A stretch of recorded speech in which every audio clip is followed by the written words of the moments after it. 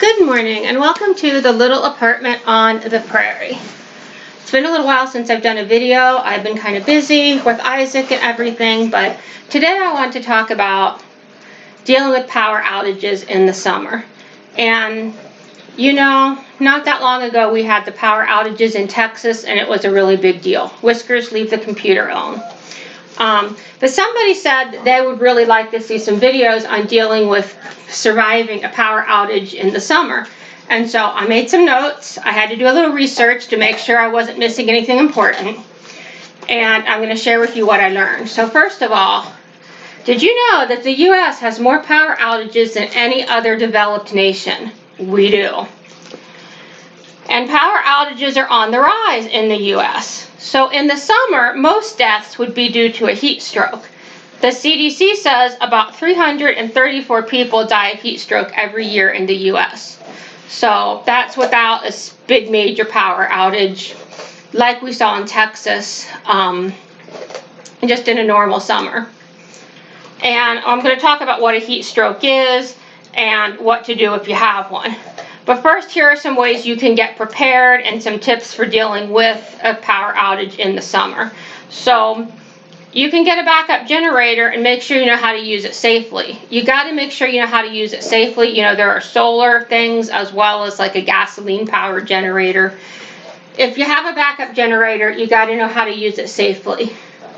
If you use it incorrectly, you're putting yourself and your family at greater risk. If you're using a backup generator, it's especially important to have a carbon monoxide detector, although ideally we'd all have those in our houses anyway. I have one, and I plan to use one when I camp in the winter with my wood stove, because I have a wood stove that will heat the tent, and the tent has ventilation, but to make sure that it's safe, you just need a carbon monoxide detector. You can get one for less than 20 bucks. They're cheap, run on batteries. You should have one. So have a solar flashlight and a solar phone charger. We should have those things anyway. We'll need those in a winter power failure. We'll need those in lots of situations. Have one. I have a solar phone charger. It works great. I've used it when I've been camping, and it has a flashlight on it too. So it's like a 2-in-1 thing. So if you have medication that you need to keep cold, plan how you'll keep it cold if there's a power outage, especially in the summer, because if it's in the winter, maybe you can set your medication that has to be refrigerated like on a windowsill. But although you need to make sure you don't keep it too cold because you don't want it to freeze. But in the summer, of course, that's not going to be an option. So while most deaths during a summer power outage would be caused by heat stroke, some people might die because they don't have their insulin or other medication they need because they can't keep it cold, and it's not safe to use if it's not cold. So if you know that there might be a power outage, you can go get ice, have ice in a little cooler. This would be a good reason to have some sort of a little backup generator, even if it's just going to run a little mini fridge to keep some things cold. Have a plan. So eat your perishable food first if there's a power outage, and this goes for any time of year, of course, although again in the winter you could set your perishables in the window and keep them cool. Whiskers, you are getting hair all over me. Man, that's like enough hair to make another cat. Not as big a cat as you, but a little cat. Okay, so eat your perishable food first, but make sure you're not eating stuff that's spoiled. Make sure you know how to tell if the food's good or not, and you know, so you want to like drink your milk first, but don't be drinking your milk after it's gone bad, because you don't want to waste it or because you need the food or whatever. Make sure that you're not going to get sick from food poisoning. Have at least 3 days of water on hand. Now, that's what FEMA says. That's what the Red Cross says. That's what everybody says, right? I don't think that's enough. And they tell you need a gallon per day per person. Well, if your power's out for 1 day, a gallon of water might be fine. If your power is going to be out for a week, first of all, 3 days of water wouldn't be enough. And a gallon a day for a week might not be enough. You almost can't have too much water. Have water stored, but also have a life straw or like a Sawyer filter, some kind of a filter, a gravity fed filter.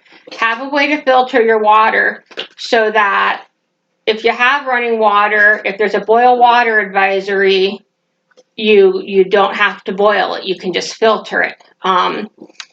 If you suspect that there might be a power outage, fill up your bathtub. I did a video after I got my last stimulus check that had one of those things that fills up. It's a bathtub.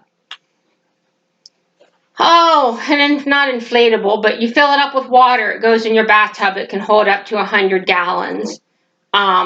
It's awesome. Will hold lots of water, give you fresh water, drinkable water if you lose running water. Because that's one of the big things. If the power goes out, if it causes you to lose water or to make your water unsafe, you can dehydrate and die of dehydration in the winter just as well as you can in the summer, but you're going to get dehydrated faster if it's really hot out. So the last thing that you need to know in order to survive is to know the first aid for heat exhaustion and heat stroke. And I'm going to, Whiskers, get off my papers, darling. You know how cats love papers? All right. So I'm going to explain the difference between heat exhaustion and heat stroke and what you do. So heat exhaustion would occur first when you're getting too warm. And symptoms include a headache, feeling dizzy or fainting, heavy sweating, cold, pale, and clammy skin, nausea or vomiting, a fast, weak pulse, weakness or muscle cramps, and excessive thirst.